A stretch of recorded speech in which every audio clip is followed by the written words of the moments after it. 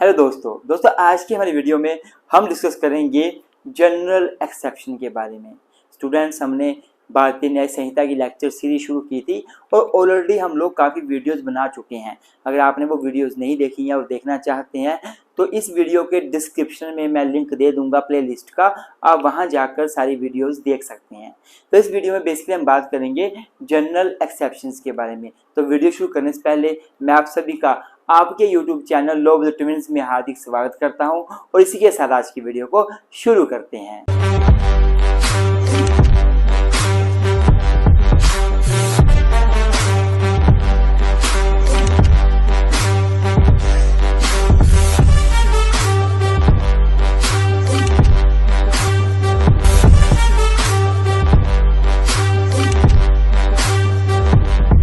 हाँ जी स्टूडेंट्स, अगर मैं बात करूं जनरल एक्सेप्शन की, तो अगर आप अच्छे वकील बनना चाहते हैं, क्रिमिनल लॉयर बनना चाहते हैं, तो आपको इस चैप्टर पे पकड़ बनाना बड़ा जरूरी है। ये चैप्टर बड़ा ही ज़्यादा जरूरी है।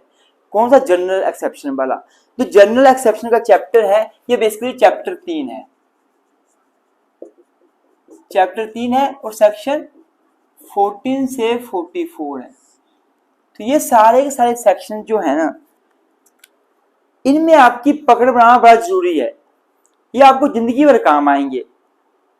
तो अगर मैं बेसिक से इंट्रोडक्शन की बात करूं या आपके नॉलेज के लिए बताऊं, तो देखिए स्टूडेंट्स, जो ये चैप्टर है ना, इस चैप्टर के अंदर जितने भी प्रोविजन दिए गए हैं, अगर आपका केस वहां पे आ जाता है, अगर आपका वकील या आप खुद वकील बनते हैं और अपना केस वहां पे लेकर आ जाते हैं, तो आपके क्लाइंट को सजा नहीं मिलती।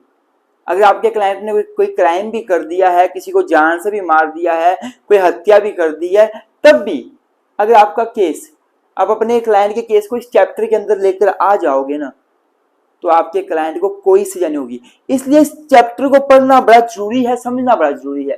तो इसको जनरल एक्सेप्शन बोलते हैं या इसको चैप्टर बोल सकते हैं आप, चैप्टर ऑफ जनरल डिफेंसेस।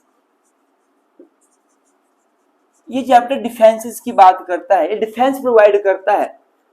जैसे मान लो आपके पास एक व्यक्ति आया कि मेरे से मर्डर हो गया, मुझे बचा लो, तो आप उसको कैसे बचाओगे? आपको बेसिकली यहीं पे ही बचाना पड़ेगा। तो सेक्शन 14 से लेकर 44 तक जितने भी सेक्शन हम पढ़ेंगे, इन सेक्शन में हम ऐसी बातें पढ़ेंगे, ऐसी बातों का जिक्र करेंगे जिनसे हमें लगेगा पता कि अगर आपका केस उनके अंतर्गत आ रहा है तो आपको किसी क्राइम के लिए लायबल नहीं किया जाएगा। सेक्शन 14 से लेकर 44 तक बेसिकली आपको डिफेंस दिए गए हैं। वो कितने डिफेंस दिए गए हैं, क्या क्या डिफेंस दिए गए हैं, मैं एक बार यहाँ पे लिख देता हूँ, फिर वन बाय वन सारे डिस्कस कर लेंगे। तो स्टूडेंट्स, अगर मैं जनरल एक्सेप्शंस की बात करूँ या डिफेंसेस की बात करूँ, तो कुल मिला के 12 जनरल डिफेंस मैंने यहाँ पे लिखे हुए हैं, जो सेक्शन 14 से लेकर 44 तक है। सबसे पहला जो जनरल डिफेंस है वो है defence of mistake of fact. Section 14 और सेक्शन 17 इससे डील करता है, हम डिस्कस करेंगे आगे। दूसरा है defence in case of judicial act, basically judicial act. Section 15 और 16 जो है वो इससे डील करता है, हम डिस्कस करेंगे आगे। जितने भी हमने सारे डिटेल में डिस्कस करने हैं, सिंपल सी बात है। डिफेंस ऑफ एक्सीडेंट, जो सेक्शन 18 है BNS का, वो डिफेंस ऑफ एक्सीडेंट से डील करता है। डिफेंस ऑफ नेसेसिटी, ये सेक्शन 19 जो BNS का है वो इससे डील करता है। Defence in case of act of child, acts of child, अगर बच्चे काम करते हैं उनके केस में डिफेंस मिलता है, सेक्शन 20 और 21 डील करता है। Defence of unsoundness of mind, अगर अनसाउंडनेस ऑफ माइंड का पर्सन है, वो कोई ऑफेंस करते हैं, उसको भी डिफेंस मिलता है, सेक्शन 22 इससे डील करता है। डिफेंस ऑफ इंटॉक्सिकेशन, कोई नशे के हालात में कोई ऑफेंस करते, उसको डिफेंस मिलता है, सेक्शन 23 और 24 डील करता है इससे। डिफेंस ऑफ कंसेंट, कोई व्यक्ति अपनी सहमति दे दे कि उसके अगेंस्ट कोई क्राइम कर लो, तो अगर कोई क्राइम हो जाए, कोई व्यक्ति सहमति दे दे कि मेरे को हार्म कर दो, उसे हार्म हो जाए, तो जिसने हार्म किया है वो सेक्शन 25 लेकर 30 के बीच डिफेंस ले सकता है। Defence when communication made in good faith, अगर गुड फेथ में कम्युनिकेशन की जाती है और उससे कोई नुकसान हो जाए, तब भी व्यक्ति डिफेंस ले सकता है, सेक्शन 31 बोलता है। Defence when person acts under threat against his will, section 32 में डिफेंस मिलता है। कोई व्यक्ति ने एक्ट किया अंडर थ्रेट, कोई धमकी दे रहा, उसको डर के मारे उसने एक्ट कर दिया और अपनी इच्छा के बिना किया, कोई क्राइम हो गया, तो उसको 32 के अंदर डिफेंस मिल जाएगा। Defence in case of trivial act, trifling act या ट्रिवियल एक्ट, छोटे एक्ट, सेक्शन 33 के अंदर डिफेंस मिल जाता है। और लास्ट में राइट टू प्राइवेट डिफेंस, आपने अपना प्राइवेट डिफेंस करते करते किसी को हानि पहुंचा दी तो आपको सेक्शन 34 से लेकर 44 तक डिफेंस मिल जाता है। तो ये सारे आपको याद हो जाएंगे, टेंशन मत लो, ये सारे के सारे आपको बड़े आराम से याद हो जाएंगे। जब मैं इन सबको वन बाय वन कंप्लीट करूंगा ना, कंप्लीट कर दूंगा सारे, तो आपको सारे आपके दिमाग में घुस जाएंगे, भूलेंगे नहीं, ये बात मेरी याद रखना। तो इसी बात पे लाइक कर दो प्लीज। तो स्टूडेंट्स, सबसे पहले मैं शुरू करूंगा defence of mistake of fact से, सेक्शन 14 और 17 से। तो स्टूडेंट्स, अगर मैं डिफेंस ऑफ मिस्टेक की बात करूं तो मैंने आपको बताया कि सेक्शन 14 और सेक्शन 17 में हम डिफेंस ऑफ मिस्टेक की ही बात करेंगे। डिफेंस ऑफ मिस्टेक की बात करने से पहले मैं आपको बताना चाहूंगा, यहां ध्यान देना कि जो मिस्टेक है, मिस्टेक ना, मिस्टेक दो प्रकार की होती है। एक होती है मिस्टेक ऑफ लॉ, अर्थात कानून की मिस्टेक होना। एक होती है मिस्टेक ऑफ फैक्ट्स, अर्थात तथ्य की मिस्टेक होना। तो अगर आप यहाँ पे डिफेंस लेना चाहते हैं सेक्शन 14 या 17 के अंतर्गत, आपसे कोई ऑफेंस हो चुका है तो आप इन सेक्शंस के अंदर डिफेंस लेना चाहते हैं, तो आपको कोर्ट में प्रूफ करना पड़ेगा कि आपको मिस्टेक ऑफ फैक्ट्स हुई है। अगर आपने मिस्टेक ऑफ फैक्ट्स में कोई ऑफेंस कर दिया है तो आपको डिफेंस मिल जाएगा। लेकिन अगर आपने मिस्टेक ऑफ लॉ के अंतर्गत कोई क्राइम कर दिया है, ऑफेंस कर दिया है, आपको कानून की मिस्टेक हुई और आपने कोई ऑफेंस कर दिया, तो आपको किसी प्रकार का डिफेंस यहाँ पे नहीं मिलता है। क्योंकि एक मैगजीन है, लैटिन मैगजीन है एक, there is a Latin magazine, इग्नोरेशिया फेसिड एग्जीक्यूसट, इग्नोरेशिया जूरिस नॉन एग्जीक्यूसट। इसका मतलब होता है इग्नोरेंस ऑफ फैक्ट एक्सक्यूजेबल होता है, इसका आप एक्सक्यूज ले सकते हैं। मेरे से तथ्यों की मिस्टेक हो गई तो मुझे माफ कर दो, आपको एक्सक्यूज मिल जाएगा। बट इग्नोरेंस जूरिस अर्थात लो, इग्नोरेंस जूरिस नॉन एग्जीक्यूसट, ignorance of law is not excusable. अगर आपको लॉ का इग्नोरेंस है तो ये एक्सक्यूजेबल नहीं है, आपको सजा होगी। फॉर एग्जाम्पल, मैं पहले आपको इग्नोरेंस ऑफ फैक्ट्स की बात बताता हूँ। फैक्ट्स, तथ्य की मिस्टेक होना। आपको तथ्य की मिस्टेक हजारों बार हो सकती है। जैसे आप रास्ते में जा रहे हैं, कोई वहां से आ रहा है, कोई इंसान आ रहा है भागता हुआ, और आपको लगा ये कोई टाइगर है और आपको खा जाएगा, तो आपने इंसान को टाइगर मान लिया, आपसे तथ्यों की मिस्टेक हो गई। और अगर बाई चांस आप अपनी जान बचाने के लिए उस टाइगर को समझकर उस इंसान को मार देते हैं या कोई चोट पहुंचा देते हैं, तो आप यहाँ पे डिफेंस दे सकते हैं कि सर मेरे से तथ्य की मिस्टेक हो गई, मैंने इस इंसान को टाइगर मान लिया था, तो आपको डिफेंस मिल जाएगा। या फिर तथ्यों की मिस्टेक का क्या एग्जाम्पल है? फॉर एग्जाम्पल, आप रात को कहीं जा रहे हो, अपने घर पे जा रहे हो, लेट हो गए हो, रास्ते में मान लो झाड़ियों में कुछ आवाज आई और आपको लगा कोई भूत है और आपको खा जाएगा, छन छन की आवाज आई, आप लगा भूत है, आपके हाथ में डंडा था, अब जोर से मार दिया, वो इंसान निकला, उसके सर में खून निकल आया, तो आपने क्या किया, उसको हर्ट कर दिया, ग्रीवलेस हर्ट कर दिया मान लो, तब भी आप कोर्ट में बोलेंगे सर मेरे से तथ्यों की मिस्टेक हो गई, मैंने उसको भूत मान लिया था, रात का 12-1 बजे का टाइम था, भूत मान के मैंने उसको मार दिया, तो मुझे माफ कर दिया जाए। तो कोर्ट आपको माफ कर देगा अगर तथ्यों की मिस्टेक हुई है, तो आपसे फैक्ट्स की मिस्टेक हुई है, मतलब समझा आपने कुछ और था, निकला कुछ और, तो आपको डिफेंस मिल जाएगा। लेकिन अगर आपको लॉ की मिस्टेक होती है तो आप सेक्शन 14 और 17 के अंदर कभी भी डिफेंस नहीं ले सकते। लॉ की मिस्टेक का मतलब होता है कानून या फिर विधि की मिस्टेक होना, अर्थात या तो आप कानून के प्रति अवेयर ही नहीं हो, आपको कानून का ज्ञान ही नहीं था किसी देश का।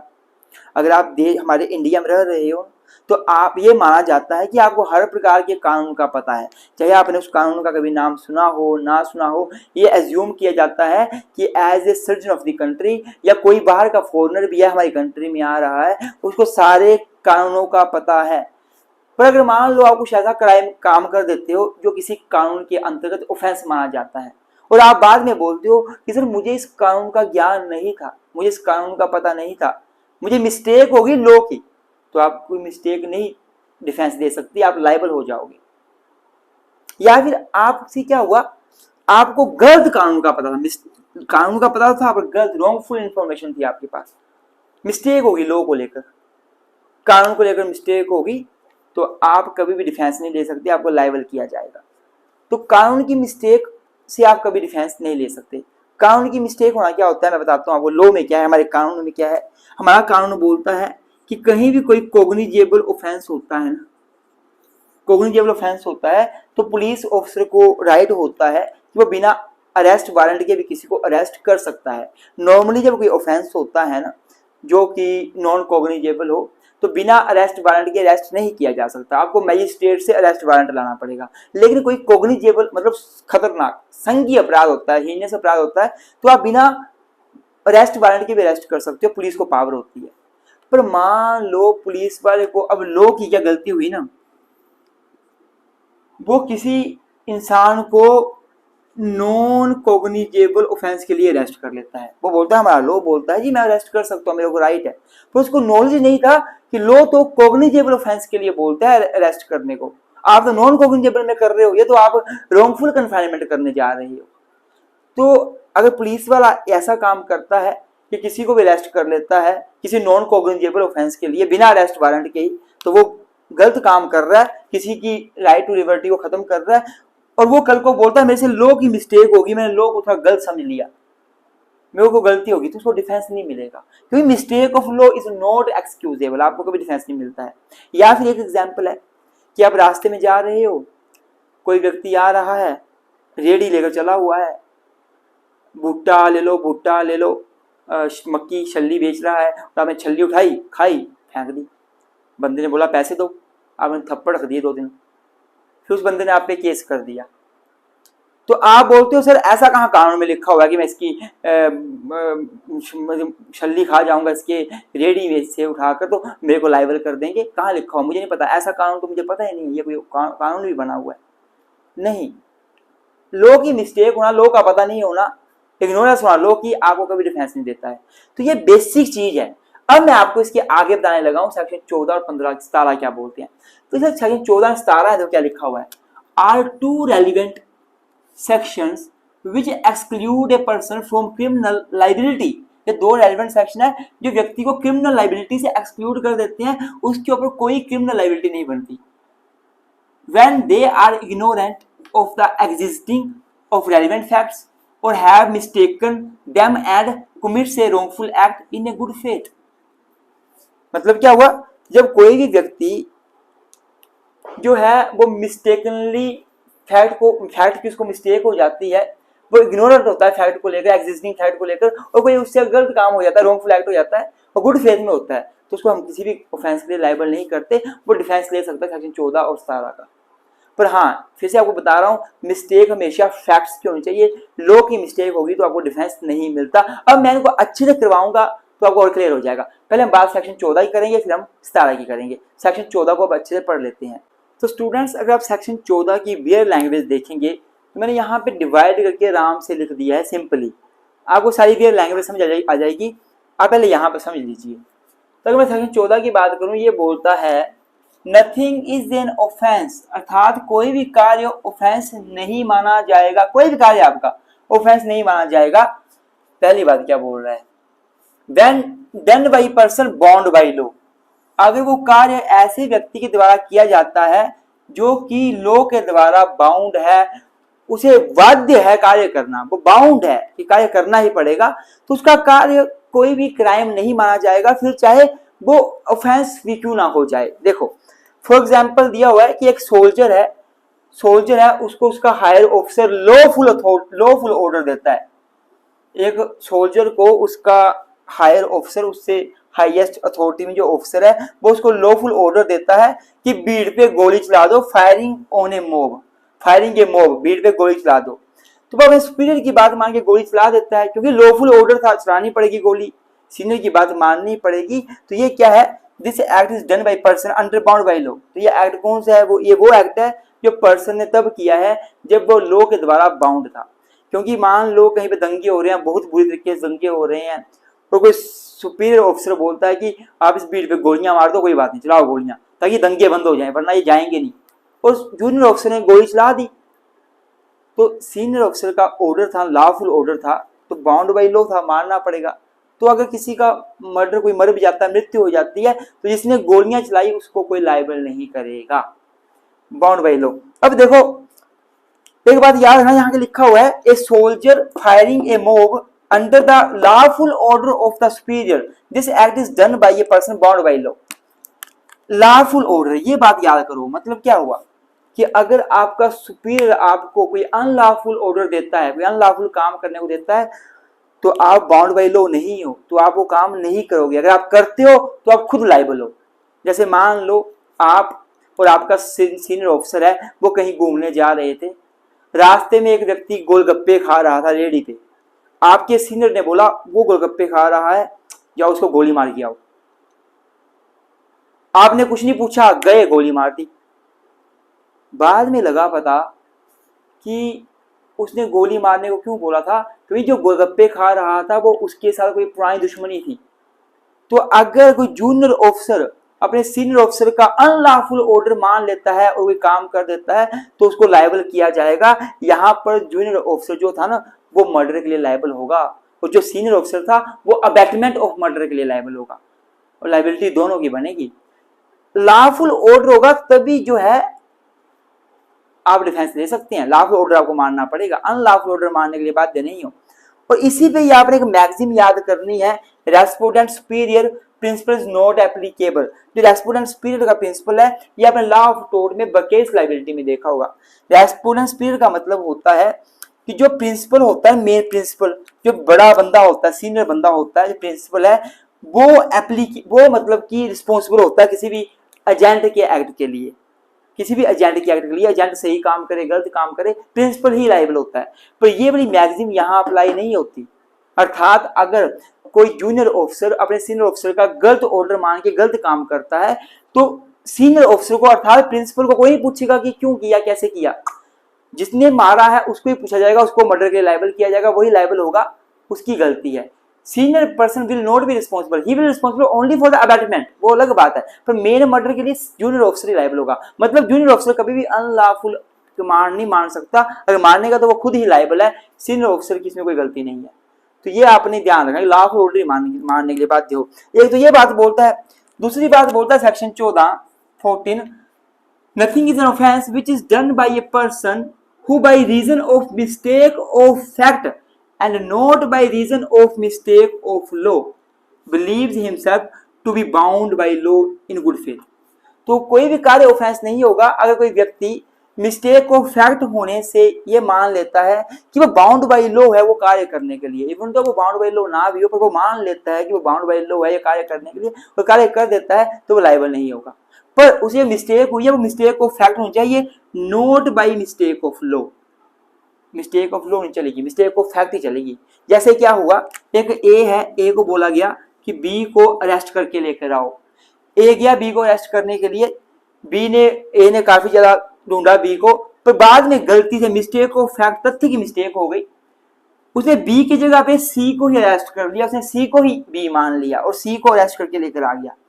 तो यहाँ पे अब कहीं ना कहीं ए ने गलत बंदे को अरेस्ट कर दिया, जिसकी अरेस्ट जिसको करना ही नहीं था, उसके राइट टू लिबर्टी खत्म कर दी, फ्रीडम खत्म कर दी।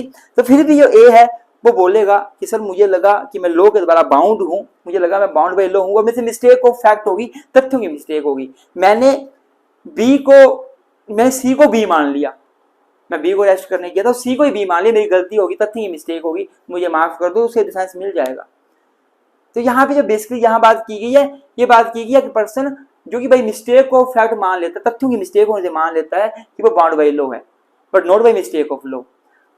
अब बात आती है मिस्टेक ऑफ फैक्ट का मतलब क्या होता है। तो फैक्ट का मिस्टेक वो है तथ्यों की मिस्टेक होना।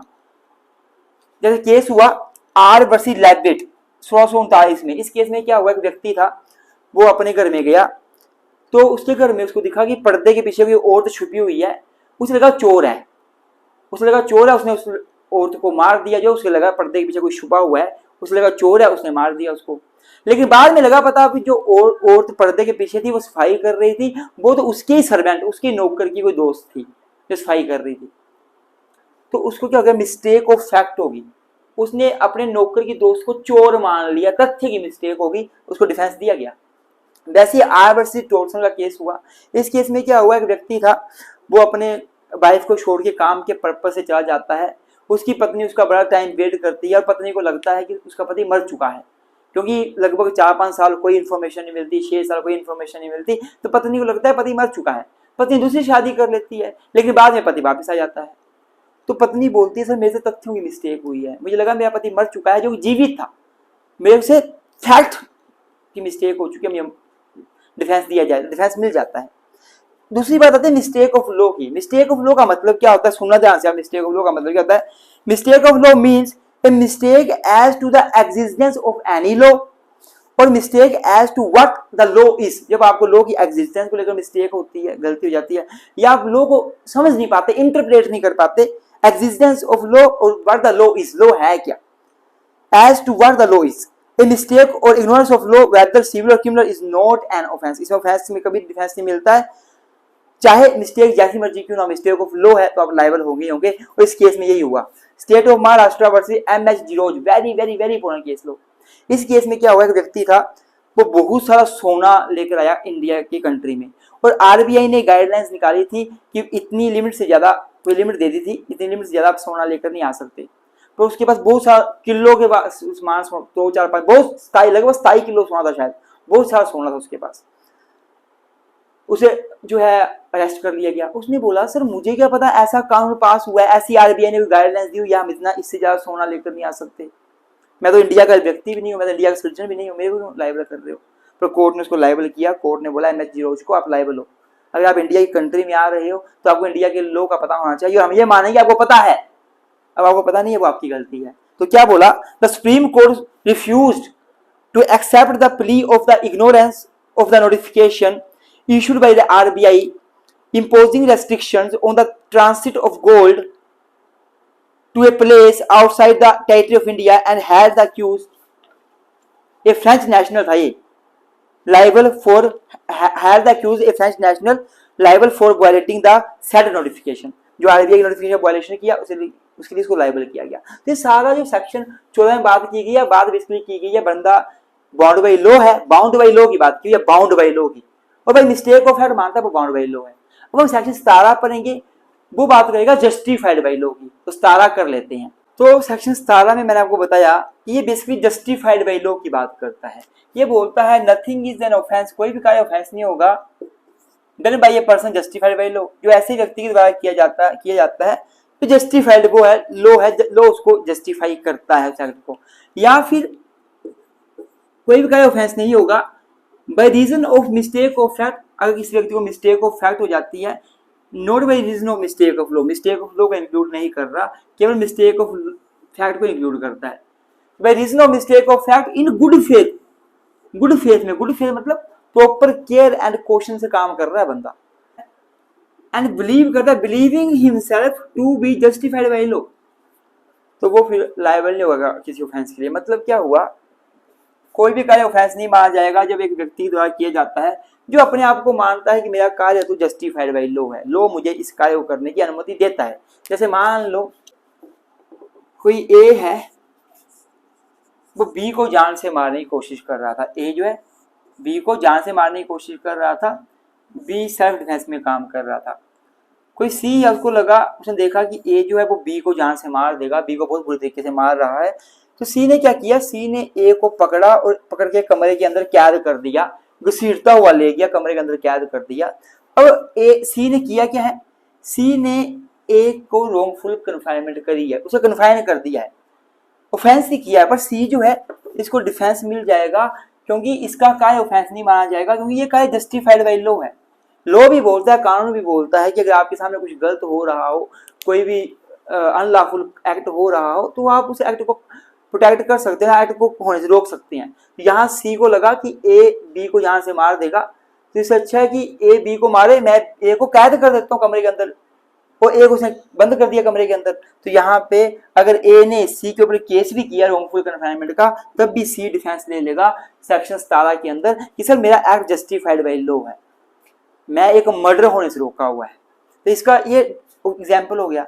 अब यहाँ पे ये लिखा हुआ है, एक व्यक्ति जो है वो कोई कार्य करता है, उसे लगता है मेरा एक्ट जस्टिफाइड बाय लॉ है, भाई मिस्टेक ऑफ फैक्ट लगता है, चाहे उसका नाम भी हो, उसको लगता है मेरा एक्ट जस्टिफाइड बाय लॉ है, मिस्टेक ऑफ फैक्ट से वो करता है कार्य, तो भी उसको डिफेंस मिल जाएगा। फॉर एग्जाम्पल, कोई ए है, वो बी को जान से मारने की कोशिश कर रहा है और बी सेल्फ डिफेंस में काम कर रहा है। कोई सी है, उसने देखा कि दो ए और बी लड़ रहे हैं, पर सी को ऐसा प्रतीत हुआ कि जो बी है वो ए को जान से मारने की कोशिश कर रहा है और बी ए को जान से मार देगा। इवन तो सच्चाई क्या थी? सच्चाई ये थी कि ए बी को मारने की कोशिश कर रहा है, बी तो सेल्फ डिफेंस में काम कर रहा है, पर सी को बाई मिस्टेक ऑफ फैक्ट ये लगा कि बी जो है वो ए को मारने की कोशिश कर रहा है, और सी क्या करता है, वो बी को पकड़ता है, खींचकर कमरे के अंदर कैद कर देता है यहाँ पर। तो कल को बी जो है सी के ऊपर केस कर लेता है कि सर मेरे को क्यों इसने बंद किया, मैंने तो कुछ किया भी नहीं, ये मुझे मार रहा था, मैं तो सेल्फ डिफेंस में काम कर रहा था। तो ये सी बोल सकता है कि सर भाई मिस्टेक ऑफ फैक्ट, तथ्यों की मिस्टेक हो गई और मुझे लगा मैं जस्टिफाइड बाई लॉ हूँ, मेरा एक्ट जस्टिफाइड बाई लॉ है, लॉ मेरे एक्ट को जस्टिफाई करेगा। हाँ मेरे को पकड़ना ए को चाहिए था, पर मैंने तथ्यों की मिस्टेक हो गई, मुझे ये लगा कि बी मार रहा है तो मैंने बी को कैद कर दिया, तो मुझे माफ कर दो, तो इसे डिफेंस मिल जाएगा। अब बात आती है केस लॉ की, बड़े लैंडमार्क केस लॉ है। पहले Chirangi versus state, CHIRANGI versus state. इस केस में क्या हुआ था ना, इस व्यक्ति ने, इस केस में एक व्यक्ति था और उसका बच्चा था, बाप और बेटा, वो गए एक पहाड़ी में लकड़ियां काटने के लिए, घास लाने के लिए, और वहां पे लकड़ियां काट रहे थे और बाप को ऐसा लगा, पिता को डिल्यूजन हुआ, डिल्यूजन ऐसा लगा कि कोई शेर टाइगर इसको मारने आ रहा है और उसको खा जाएगा। इवन तो उसका बच्चा था, उसका जो बच्चा था उसने अपने बच्चे को ही दरार से जान से मार दिया। जब उसके ऊपर केस चला, उसने बोला सर मैं उसका बाप था, मैं अपने बच्चे को क्यों मारूंगा, मुझे वाकई में ये लगा था बाई मिस्टेक ऑफ फैक्ट, मेरे को ये लगा कि कोई शेर मुझे पे अटैक कर रहा है और मुझे लगा मेरा एक्ट जस्टिफाइड बाई लॉ है। अगर शेर किसी को मारता है और इंसान शेर को जान से मार दे तो उसके ऊपर नहीं केस चलेगा, क्योंकि ये जस्टिफाइड बाई लॉ है। तो इसलिए मैंने अपने बच्चे को मार दिया गलती से, ये सोच के शेर है, तो उसको डिफेंस मिला था। क्या हुआ, सुनने के बाद ध्यान से, appellate was given the benefit of section 79 of IPC. उस टाइम पे 79 आईपीसी का था ये, अब तो सेक्शन 17 बन गया, उस टाइम 79 था आईपीसी का। And acquitted him from the charges, उसे चार्जेस से एक्यूट कर दिया गया, उसे बाइजी से बरी कर दिया गया, क्योंकि वो बाउंड बाई वो उसका एक्ट जस्टिफाइड बाई लॉ था। क्योंकि अगर आपको कोई कुत्ता खाने पड़ता है, कुत्ते को जान से मार सकते हो, कोई शेर पड़ता है मार सकते हो, तो उसको भी ये लगा मेरे को शेर मार रहा है, इवन दो वो था उसका बेटा, उसे मिस्टेक ऑफ फैक्ट होगी, कोई बात नहीं, कोर्ट ने बोला कोई बात नहीं, तेरे को डिफेंस देते हैं। अब बात आती है वरायम सिंह वर्सेस एम्परर। क्या नाम है केस का, वरायम सिंह वर्सेस एम्परर। इस केस में क्या हुआ था ना, इसमें एक व्यक्ति था, उसने एक बंदे को जान से मार दिया, बहुत सारे उसको मुक्के मारे और जान से मार दिया।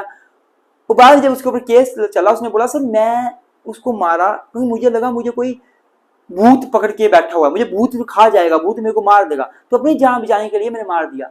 मुझे लगा बाई मिस्टेक ऑफ फैक्ट कि मेरा एक्ट जस्टिफाइड बाई लॉ है, लॉ भी मेरे को अलाउ करता है कि यार तू अपनी जान बचाने के लिए किसी भूत को मार सकता है, मैंने भूत समझ के बंदे को मारा है।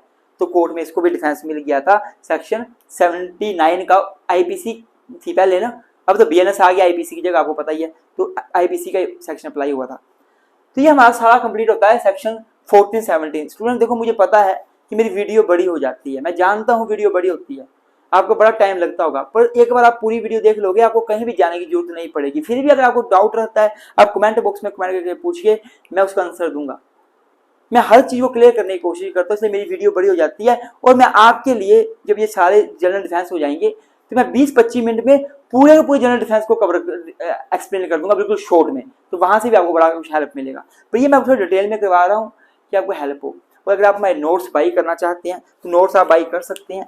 हमारा जो व्हाट्सएप नंबर है वो 98-164 92-276 9816492276 या फिर 9816634276। आप यहाँ पे व्हाट्सएप कीजिए, आपको प्रॉपर रिप्लाई मिलेगा, आपको नोट्स मिल जाएंगे। नोट्स हमारे पेड होते हैं। आप बीएनएस के सिवा और भी सब्जेक्ट के नोट्स ले सकते हैं। आप अगर चौधरी चरण सिंह यूनिवर्सिटी के बच्चे हैं तो आप हमें व्हाट्सएप पे मैसेज करके ग्रुप में भी ऐड हो सकते हैं, हम आपको ग्रुप में ज्वाइन करवा देंगे जो आपका ग्रुप है, आपकी यूनिवर्सिटी का है। अगर आप पंजाबी यूनिवर्सिटी पटियाला के बच्चे हैं तब भी आप मैसेज कर सकते हैं, हम आपको आपकी यूनिवर्सिटी के ग्रुप में ऐड कर देंगे। आप हिमाचल प्रदेश यूनिवर्सिटी के बच्चे हैं, कुरुक्षेत्र यूनिवर्सिटी के बच्चे हैं, चंडीगढ़ यूनिवर्सिटी के बच्चे हैं, इलाहाबाद यूनिवर्सिटी के बच्चे हैं, आप जो हैं मुंबई यूनिवर्सिटी के बच्चे हैं, स्टेट कर्नाटका लॉ यूनिवर्सिटी के बच्चे हैं, आप याद कीजिए, हमें मैसेज कीजिए, नोट्स भी मिलेंगे, हमारे पेड लेक्चर्स भी होते हैं बहुत सारे। मैं इस वीडियो के डिस्क्रिप्शन में अपनी ऐप की लिंक दे दूंगा, आप वहाँ से डाउनलोड कर लीजिएगा, आप हमारे पेड लेक्चर भी एक्सेस कर सकते हैं। हमने अपना AIBE का कोर्स बनाया हुआ है, वो बाई कर सकते हैं, AIBE की तैयारी कर सकते हैं। हमने अपना CBI का कोर्स बनाया हुआ है, CBI में आप APP बनना चाहते हैं, हमारा कोर्स बहुत बढ़िया बना हुआ है, तो आप वहाँ से 100% आपकी सिलेक्शन हो जाएगी, आप वो कोर्स भी बाई कर सकते हैं। ज़्यादा इन्फॉर्मेशन के लिए आप यहाँ पे मैसेज करके भी पता कर सकते हैं। Thank you so much students, keep supporting us, मिलते हैं नई वीडियो में।